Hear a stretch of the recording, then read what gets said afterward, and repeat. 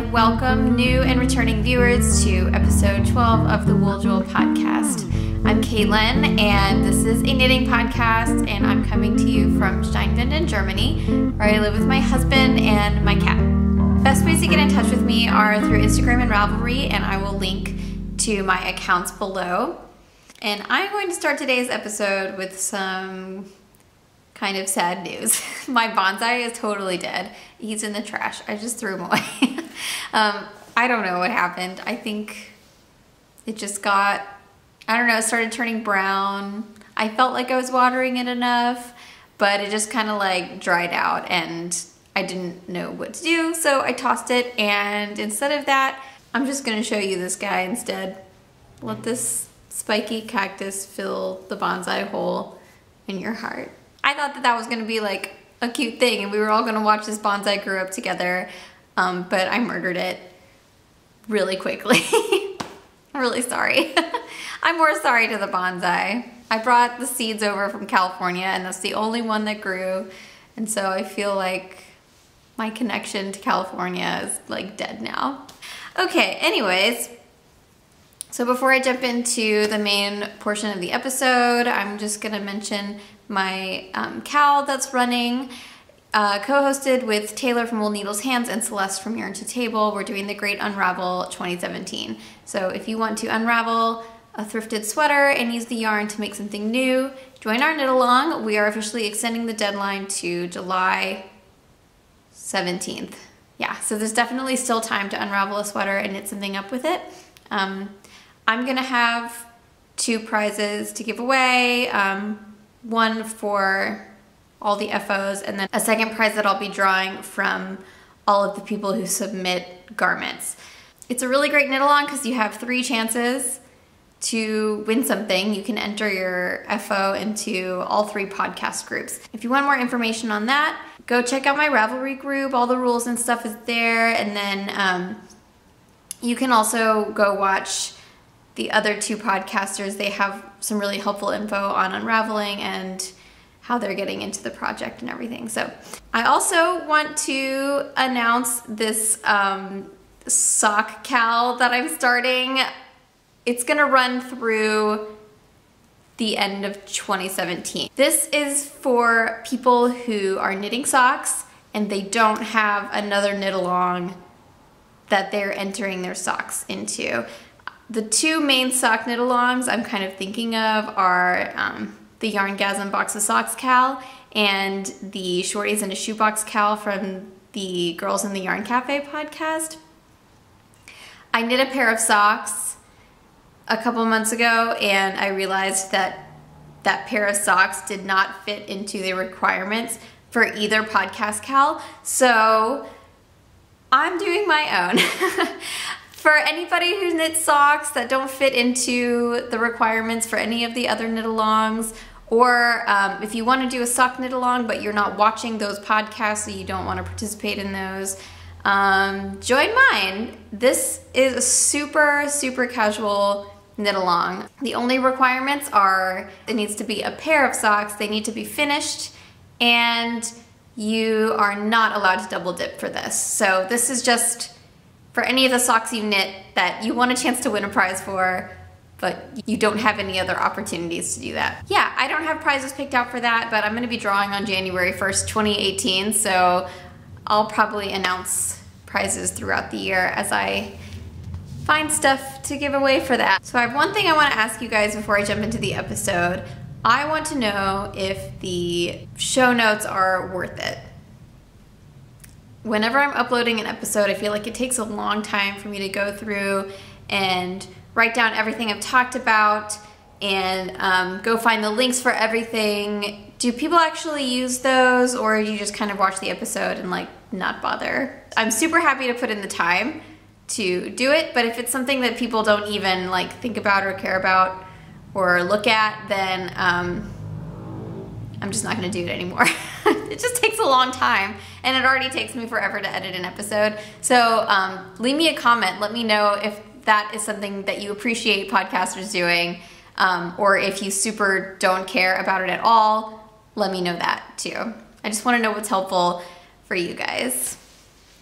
Okay, that's it. So I'm just going to jump into finished objects.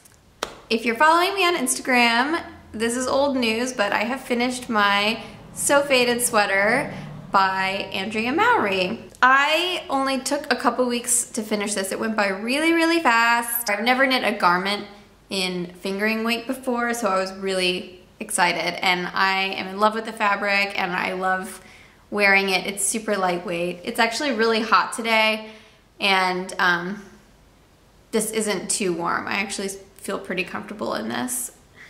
So the yarn I used is my own hand dyed, and these 3 colors I dyed probably last fall, maybe like in October, and I didn't dye them intentionally to fade them. I just was experimenting, and as I was looking for yarn to do the fade in my stash, because I have so much stuff in my stash, and the sweater only needs about 3 skeins for the cropped version, so I really didn't want to have to buy more. I was like, I'm sure I can find a fade somewhere in my stash.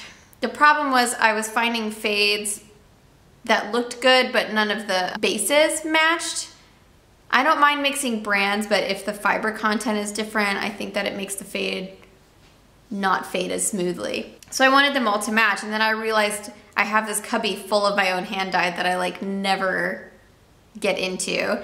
And I found this, and I think that it turned out really well. This is kind of awkward because I'm on my knees, but you can kind of see, I'm gonna lift my arm so you can see the bottom of it. This is the fade. I kind of knit the sleeves to be the exact length as the hem.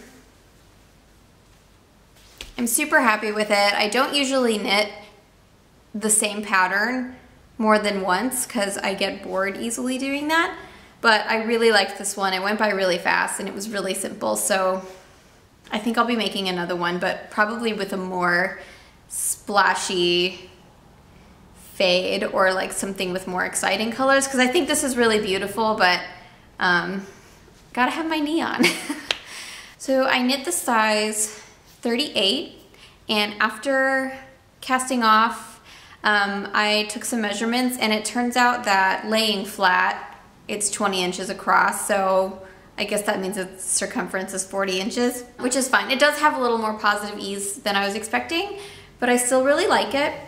I didn't exactly block this. I usually don't consider a project done until it is washed and blocked. Even if my stitches seem really even and near perfect, sometimes after blocking it's still 100 times better. It just like looks more professional and looks more put together, I guess. I don't know. I just think it looks better. Plus, after knitting on it for so long and taking it with me everywhere, it's dirty even though I've never worn it before, so I feel like it's not really done until it's been washed and blocked. The reason I didn't like fully wash this is because I really like the way it fits right now, and this is superwash yarn, so I'm afraid it's gonna grow a lot. And I mentioned this on my Instagram when I posted the picture of me wearing this, and that seemed to confuse a lot of people. They were like, no, you don't need to block it because it like looks pretty even already. But like to me, blocking isn't just about making everything even. Like half of blocking is washing it. And I think technically anytime you wash a hand knit item, however you dry it is blocking it. So like laying it out flat, like even if you're not pinning it, that's blocking it. I don't know if I'm wrong about that because it seemed to confuse a lot of people that when I said that I wanted to block this. But I didn't mean that I want to like stretch it into a new shape. I just meant that I needed to wash it and lay it out flat. One thing I did actually need to block was the ribbing, because when I knit the ribbing at the bottom hem, it's 2 inches of ribbing, and so it was pretty drastically kind of shrinking the hem compared to the body, and I didn't want it to be bunched up like that. I wanted it to lay flat at the same width as the sweater. So I just got a spray bottle and I filled it with water and I sprayed all of the ribbing parts and just laid them flat to dry. I didn't pin them or anything, and it turned out perfect. So once that worked out, I just really lightly sprayed the body of the sweater just to kind of even it out a little bit, and since it wasn't fully submerged, it didn't grow at all. So that worked really well. So if you've got something that you're afraid is going to grow when you block it, then you can just try the spray bottle method. I mean, that doesn't work to clean the thing, but it looks really good now. Yeah, I'll do another update on this sweater once I actually submerge it and wash it, and we'll see what happens. I don't mind if it grows a little bit because I like things to be looser, and I don't worry too much about fit with my sweaters anyways, so it's fine. Oh yeah, and real quick about the ribbing, the pattern recommends using a size 3, a US 3 needle, and a size 5 for the body. I didn't have a size 3 with a cable that was long enough, so I just used my size 4, and it's fine. It's not too loose or anything. I mean, it's a little bit loose, but it doesn't bother me. I think it still worked. So I don't know if I'm gonna invest in a size 3 40-inch cable. I've never needed that size before, so I don't know if I'm gonna do that. And the interchangeable set I have only goes down to a size 4, so that's kind of the main reason. So yeah, I just thought I'd mention that really quick. I don't know if the needle size made a difference in the reason why I felt like I needed to block it or not, but I don't know. Okay, so I don't have any other FOs for today, but last time I mentioned my worsted boxy by Locatelli that I knit for my friend Jackie. I talked a little bit about it, but I wasn't able to show it because I had already given it to her and I forgot to take a picture, so that was a huge podcaster fail. I'm really sorry, you guys. But I know that a big part of me knitting that was that it's made out of acrylic, and I've never made a garment out of acrylic, and so I was all worried about blocking it. I tried a little bit of the hairdryer thing, and I don't have an iron or a steamer, so I wasn't able to try any of the stuff that anybody mentioned. I don't know, I meant to like borrow an iron or something from someone, but it just didn't happen. I just ran out of time and I just didn't do it. The only thing wrong with the sweater really was that the bottom was like flipping up. It has 4 rows of ribbing and the rest of it is stockinette, so the ribbing was constantly like folded over on itself. It's a bottom up sweater, so I wasn't able to just rip it out and like redo the bind off. I had to completely cut it off and go around and pick up the stitches and do something else. I just decided I was going to knit an edge to the fabric that I knew would lay flat or almost flat. So before, the pattern called for 4 rows of 1x1 ribbing. After I picked up all the stitches, I went around with smaller needles and I did 2x2 ribbing, and that seemed to work. I went further than 4 rows. I probably went like 8 or 10 rows, and the sweater does come in a little bit because of that, but I think it looks way better. I have plans to make one of those for myself. And if I make one for myself, it'll be made out of wool probably, so I would be able to block it. But I did like the look of the extended ribbing and the wider ribbing on that sweater. So yeah, I don't know. Things to think about. But I do wish that I had figured out a way to block acrylic just in case I ever have to do it again. But now I've got all these lovely suggestions from all of you guys, so if that ever comes up again, I'll already have ideas on how to fix it. Okay, so I'm gonna get into works in progress now. I showed this last time. This is my Reis sweater by Stephen West, and I talked about frogging it. I feel like I kind of skipped over a lot of important information about this project. So I'm gonna get a little bit more into it today too, but keep in mind that I will still probably be frogging it.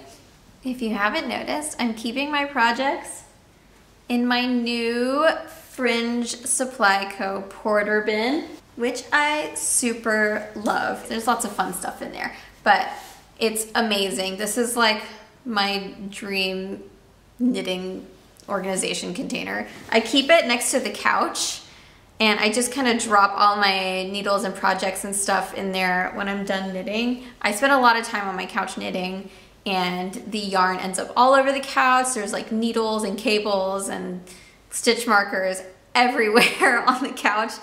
So this is making life easier because it just kind of sits nicely next to me, and then when I'm done I can just dump it all in there.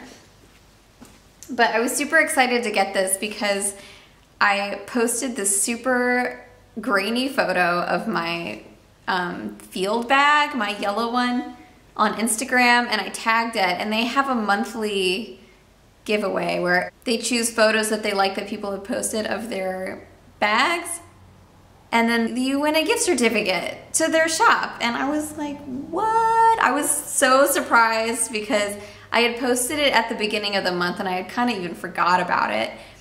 And then I was tagged as like one of their winners. I mean, I was not only surprised because I'd forgotten about the photo that I posted because it was like a month later that they did the drawing, but I wasn't really like trying to win it because I knew that my photo was super grainy, and I feel like they have like really beautiful photographs all the time, and I was like, well, of course they're not going to choose this because this photo is like super low quality or whatever, but they liked it. I don't know. So I think they actually picked 5 winners that month for whatever reason. So that was a really nice surprise, and I used the gift certificate to get one of these porter bins. They're pretty expensive, and it's been on my mind for a while, but hard to justify spending that much on something like this. But that totally made it possible, and I'm really glad I have one now. I love it so much. So there's stuff in here, but I'll show you the pockets. I don't know, it has these big woven handles, so it's not like a bag that you can put over your shoulder. It's really more like a basket functionally, but it has these pockets inside with these skinnier pockets that you can put needles, hooks, or like pencils. Bigger pocket there, and then on this side is a big enough pocket you could put a book or patterns. I'm keeping my Addy interchangeable set in there. It fits perfectly. So yeah, I super love this thing. It's the best. Okay, anyway, back on topic. My Reis sweater. I originally cast this on.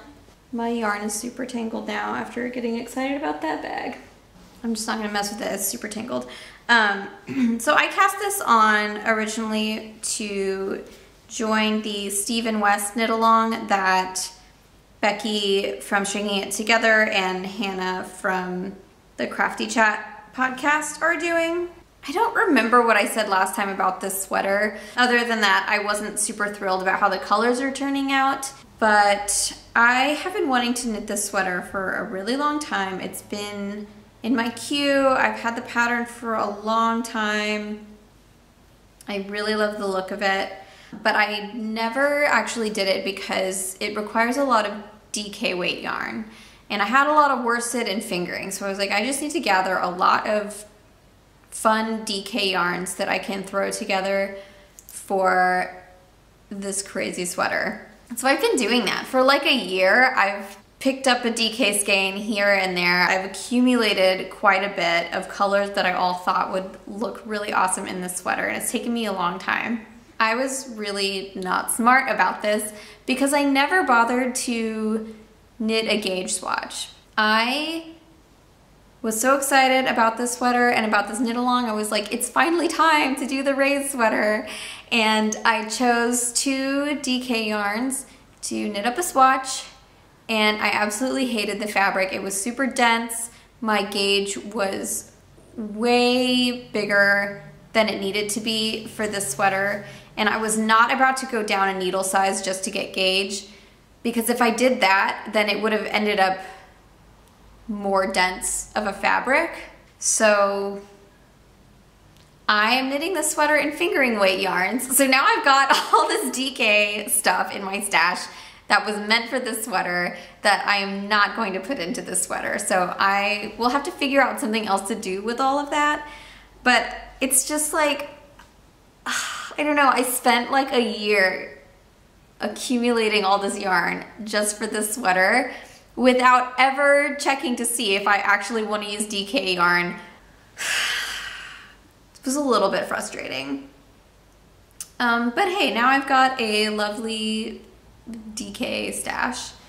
So I decided to just try the recommended gauge, but with fingering weight, and it matches exactly, which is kind of bizarre because typically compared to Steven's gauge, I think I'm a tighter knitter than him in general. So that was kind of surprising.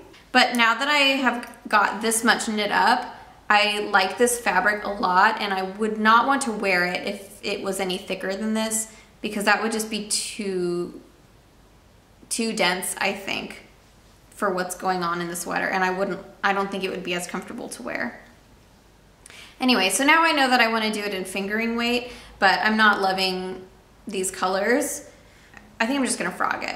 But I did want to talk about that gauge because I am going to cast this on again eventually, but I'm not sure when, because I decided to cast on something else for the knit along instead of frogging this and re-knitting it, because now it's really hot outside, and even with fingering weight, this is still a pretty thick, super warm sweater, and it's not going to get worn for several months. So I'll probably pick this back up and knit it closer to fall.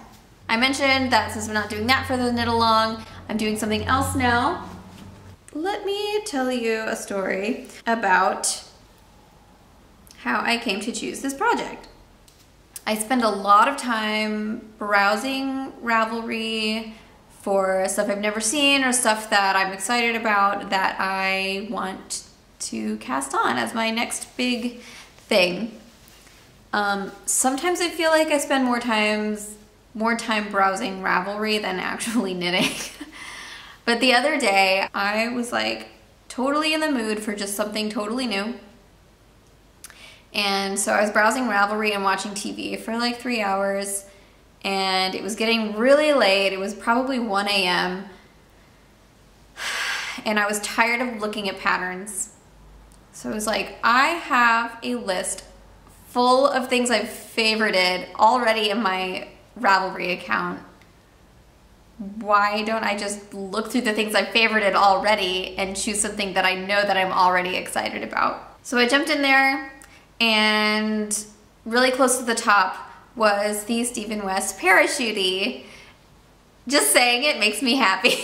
It's like one of the happiest knit garments I've ever seen in my life. It's basically a tank top that's like super wide and like a parachute. So I am going to knit a super large version of it so that it's kind of a mini dress length. I think some other people on Ravelry have done this too. I'm going to use a lot of the same yarns I used for my Marled Magic, because I wanted to do that in my Reis sweater, but it just like wasn't turning out. But I think it'll work better in something like this because it's more summery and bright and fun. I'm going to stop talking about it and actually show it to you.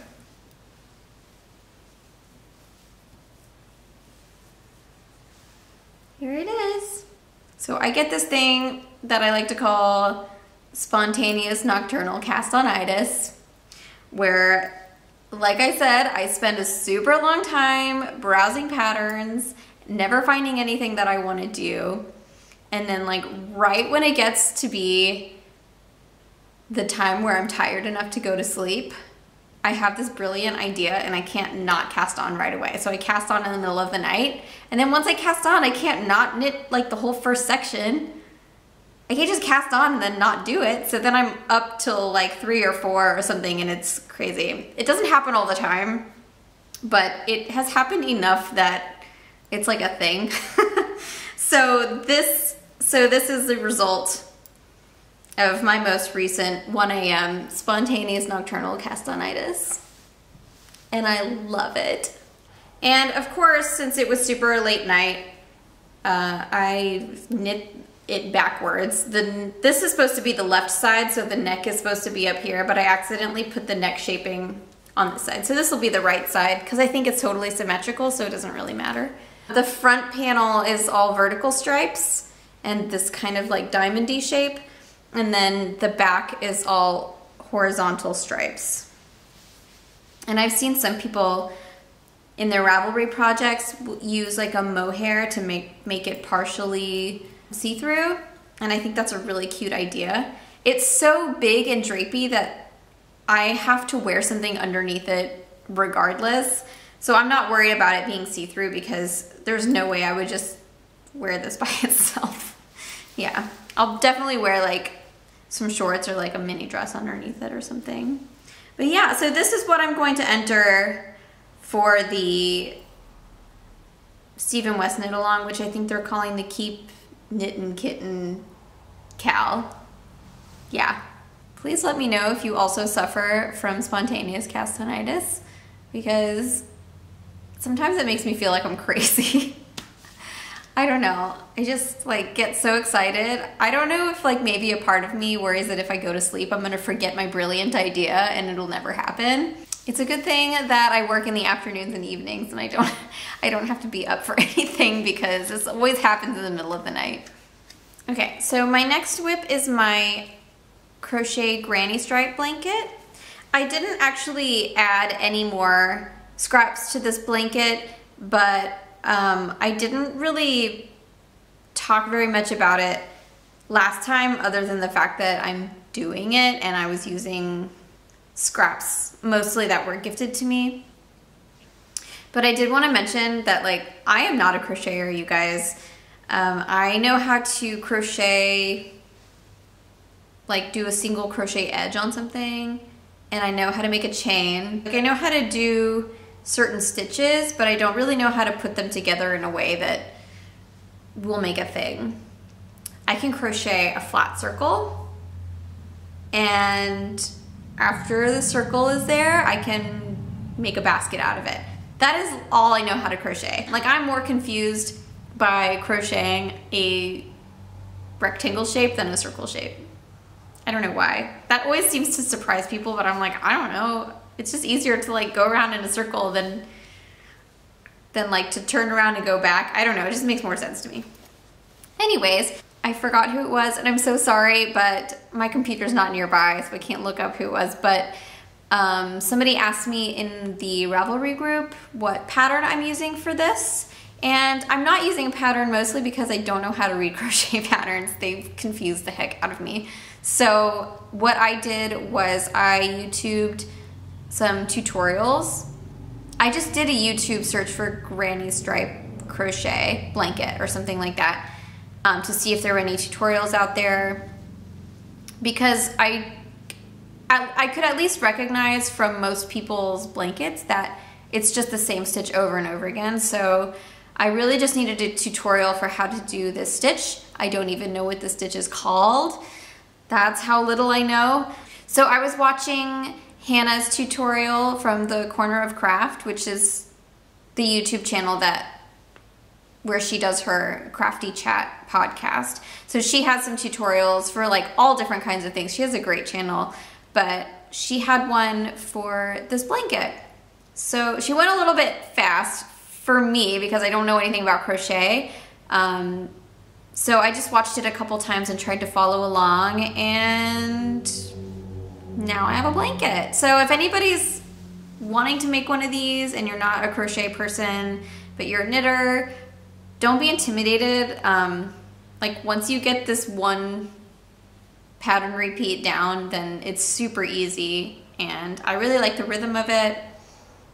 I don't typically like crochet because it hurts my wrist a little more. I don't know what people typically use. I think it's a US size E, and this is an F. So I was like, I'll just try it and see what happens, and it's fine. I like the size of it, I like the gauge of it, so I'm just gonna keep going with it. But yeah, I just wanted to mention that because I felt like last week I was kind of rushed and I didn't mention things that I definitely should have mentioned, like whether or not I was using a pattern or if I even know how to crochet. Yeah, okay, another whip I have to show you. And I feel like it's not just nocturnal castonitis. Like I've had castonitis all week. I have started yet another sweater. When the Quince & Co yarn called Kestrel came out. It's an air and weight linen yarn. I fell in love with the look of it. They released these patterns to go with this yarn that are just beautiful. They are like summery tops, like t-shirts, and I don't know if you can call it a sweater, but there's this one called Deschain, and it has 3/4 length sleeves and this beautiful lace panel in front. And I really, really, really want to make it.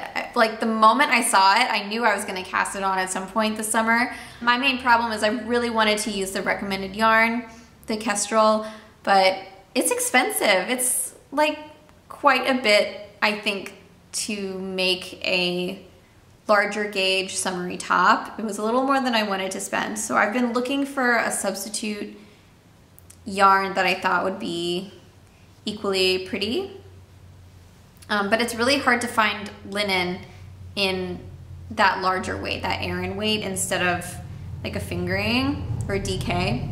Fast forward to last week when I got an email from Wool and the Gang that was basically like, hey, you used to spend lots of money here and you haven't spent money here in a long time, so here's a coupon so that you'll spend more money here again. So I did. I mean, it was a coupon that was like 24 hours. But like, they know how to get me. They know exactly how to get me to spend money at their shops. So I used the coupon to get this cotton tape yarn.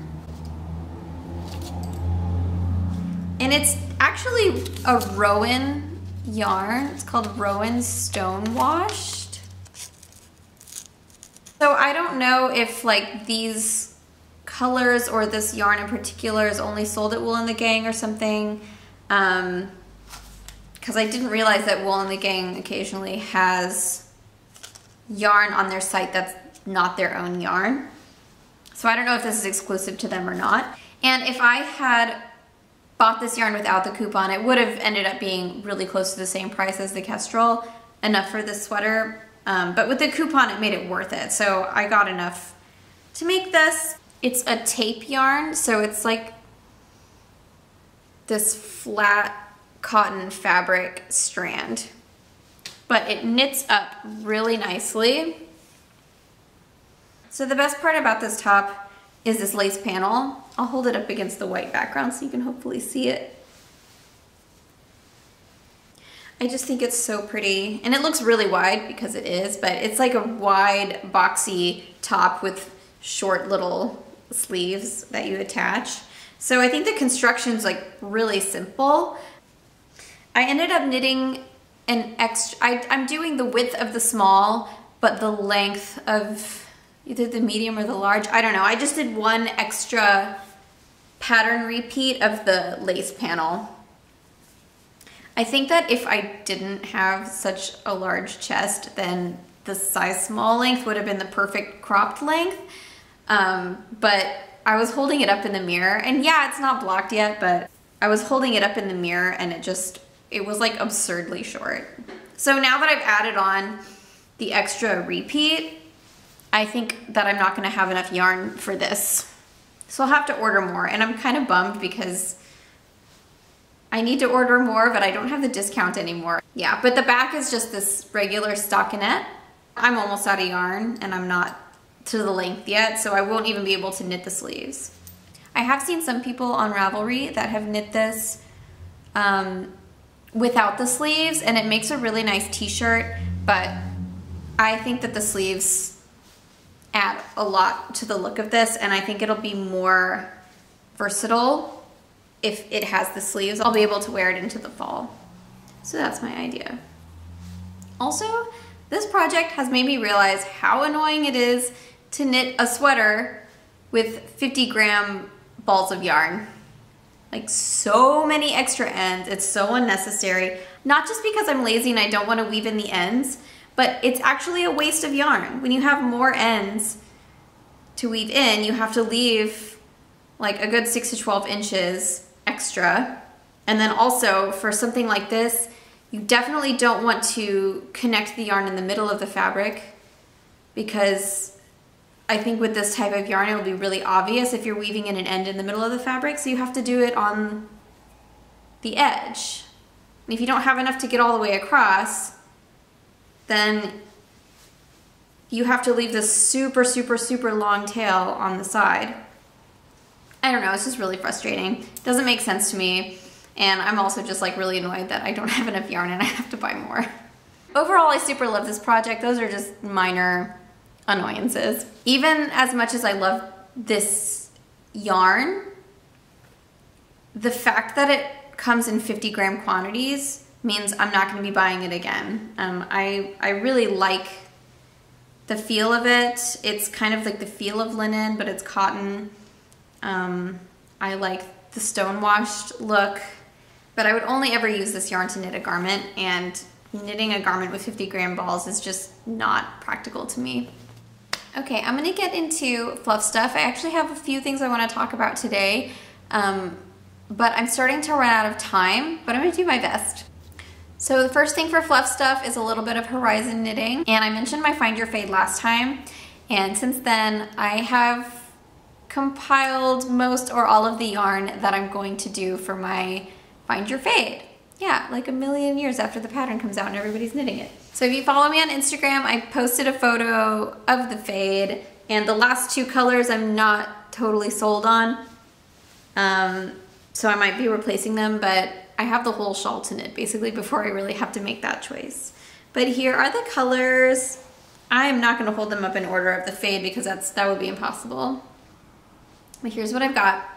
And I did mention that it's Harry Potter related, and it's dark magic related, and Voldemort's involved. But here's my plan.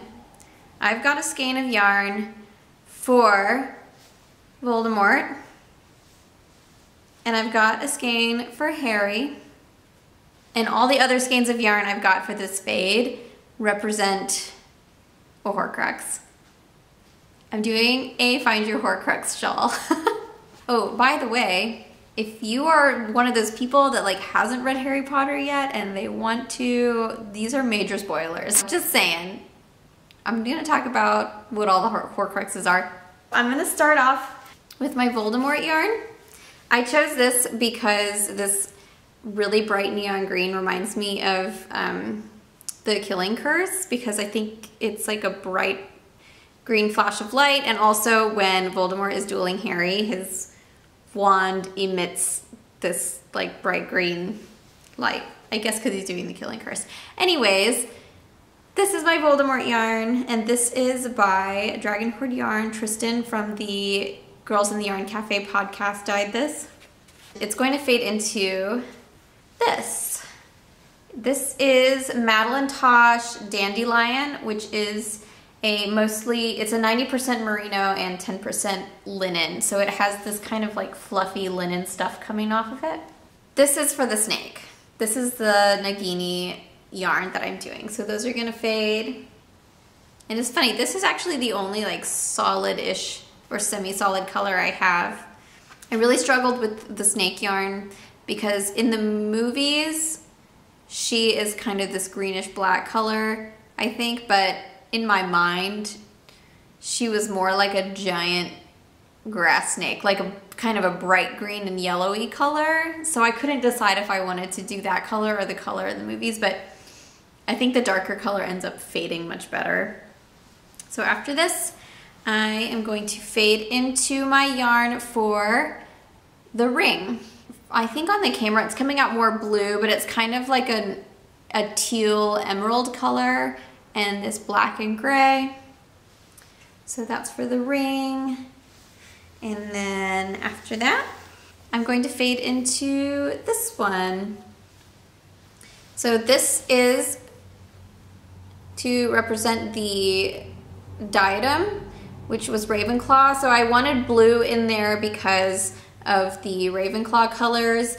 And then it has this like streak of gold through it, which I don't remember what it is in the movie, but in my mind, the diadem is gold.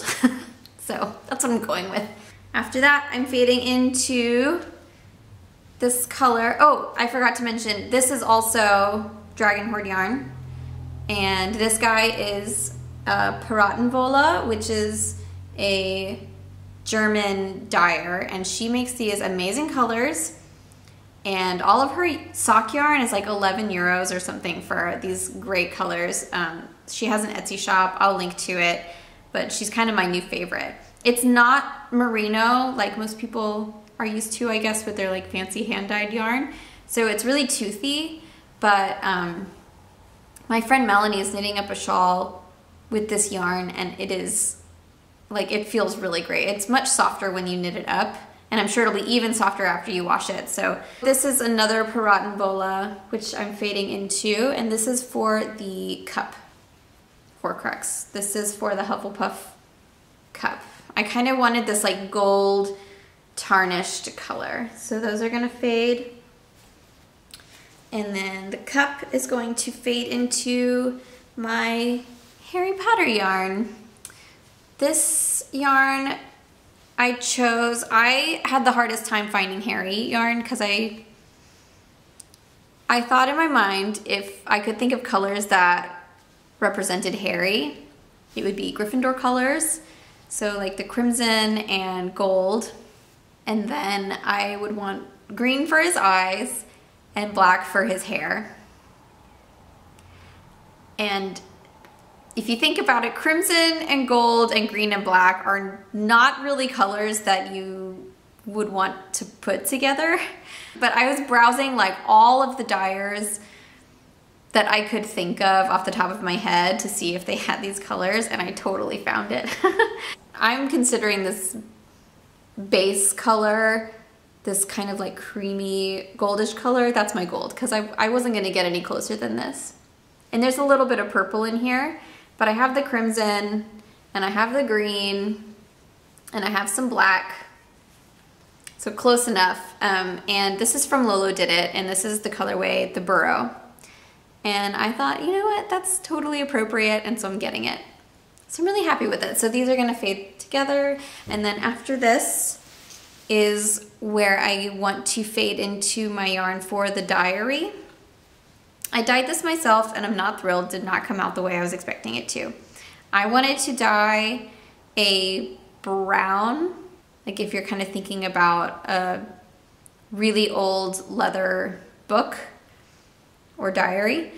So here's what I have. So it did come out a nice brown that I like, but I was hoping to leave more white in there, like for the pages, and then more black splotches, like for ink.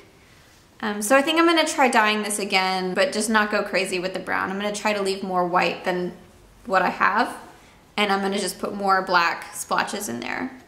So just imagine, this is gonna fade into what my diary will be, and then after the diary, the only Horcrux left is the locket. And I couldn't decide what color I wanted to do for the locket. Originally I was thinking silver and emerald, like the ring, but I didn't want two yarns that were too similar. So I thought I would go like the gold route, and I think the gold will fade with the diary colors a little better. So I dyed this kind of with the same idea where the, where did it go? Where the cup is like kind of tarnished and darker. I think the locket would be too. I dyed this also, and I'm not super thrilled. So I think I might just redo both of these the way that I'm picturing them in my head. These were kind of experimental, but since these are at the very end of the shawl, I have plenty of time, so I think I'm gonna go ahead and cast on the Voldemort yarn first. Anyways, super nerd time is over, and I'm gonna talk about something else now. I don't have a whole lot of other knitting stuff to talk about this week, other than it feels so good to be knitting garments again. I was doing so many smaller things, like baby things, gift things, shawls, socks, and it was a lot of that type of stuff for like 6 months or something like that, and I have so many sweaters going right now, and I'm so excited about all of them.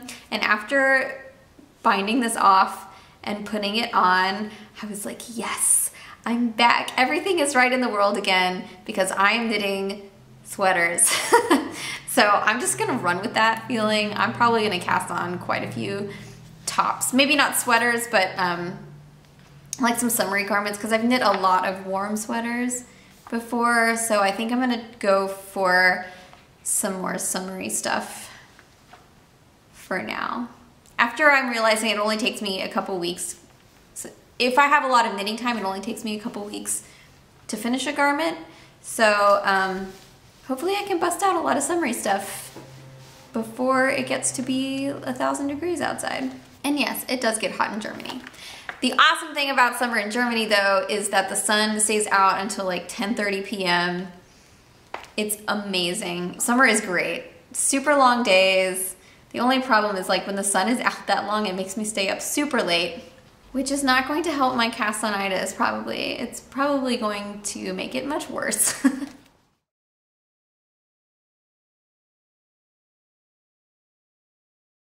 Yeah, so I'm gonna do just a teeny bit of block it out this week because I'm running out of time. But yeah, life has been pretty good this week. Ben is finally back from his training. He was gone for 2 weeks, which wasn't that fun for me. Even though I got a lot of knitting done, I don't know. He helps me a lot when he's here with like everything, so it's nice to have him back. But yeah, since it's finally starting to feel warm and sunny outside and like the way spring should feel, we are kind of fixing up the house a little bit. I want to do some spring cleaning, and we have a small balcony and we never really spent that much time out there. We had like a table and chairs if we wanted to eat outside, but I decided I wanted the balcony to be a place where I actually wanted to spend a significant amount of time. Like if I want to knit outside or just have my coffee outside, I wanted to do that because the weather's so nice here in the mornings. So I got Ben a grill for his birthday, which I think I mentioned before. And while he was gone, I went to IKEA and I got a couple chairs to put out there, and I put an outdoor rug out there. And so it's much more cozy and inviting. And we're up on a 3rd floor, and our balcony, it just has a railing. It doesn't have, it's not like covered. So I felt like every time I was out there, everyone could see what we were doing, so it wasn't that comfortable. So I ordered some bamboo blinds, and I just got zip ties and I attached the bamboo blinds all around the railing so that it's a little more private. It's actually turned out better than I was expecting, because the bamboo you can still partially see through, but it doesn't feel like you're exposed to the world. That made it feel much more cozy. And now I feel safer letting the cat out there. Like, she likes to just go sit in the sun, so that's really nice. We're also working on fixing up the guest room a little bit because Ben's parents are gonna come this summer and visit for like 2 weeks. And they're not gonna be here in our place for that whole time, but they're gonna spend a significant amount of time at our house, and I want them to be comfortable. So far, our guest room has been like a bed with some storage and all of my dye stuff. So I dye in the guest room because there's a little sink in there, and I don't want to do it in the kitchen. So right now I'm trying to figure out how I want to organize all of my dye equipment in a way that's easy to kind of put out of the way or conceal when we have a guest. I have no idea. I don't know the best way to do it. I feel like it's a lot of stuff and it makes a big mess. Not because I spilled dye everywhere, but just because there's just a lot of stuff, like a lot of dye bottles and like pots and just stuff everywhere. If you guys have kind of like a yarn dyeing setup going, how do you organize it? Let me know if you have any clever ideas, because right now I just have this table and I put all of the stuff under the table when I'm not using it, and I pull it out when I do, but when everything's kind of underneath and on the floor, it just doesn't feel convenient to get it out and use it, and clean up is kind of a pain. Let me know how you organize your dyes and all of your equipment and stuff. I want to know, because I don't want to have to move it out of that room just because we have guests. I want to be able to keep it in there, but like keep it kind of covered up and concealed. Also, obviously I am horrible at taking care of any kind of plants that are not cacti or succulents, so sorry, there was a bug. I'm thinking about getting some plants for our balcony.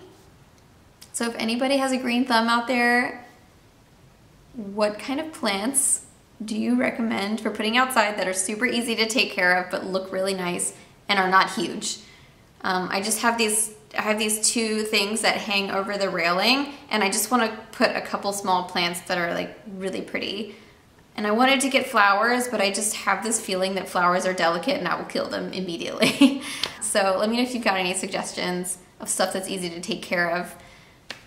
The weather here, like I said, the days are super long, so they'll get lots of sun, and we get like a very average amount of rain during the summer, I think. That's all I can tell you about the climate here. So that's all I've got for today. I have to run. I have a rehearsal for ballet today. We're doing Alice in Wonderland, and today is a dress rehearsal, so I have to go like put on makeup and fix my hair and put on a costume. I hate wearing those costumes. Okay, anyway, so I have to go, but it felt really good to be back on schedule and podcasting today. I always enjoy sitting down and talking about yarn with you guys. And if you enjoyed this video, I would super appreciate a thumbs up and or a subscribe. That way more people will find me, and the more people that find me, the more giveaways and fun stuff that I can do for you guys. So I will see you guys next week, and always remember, home is where the stash is. Bye!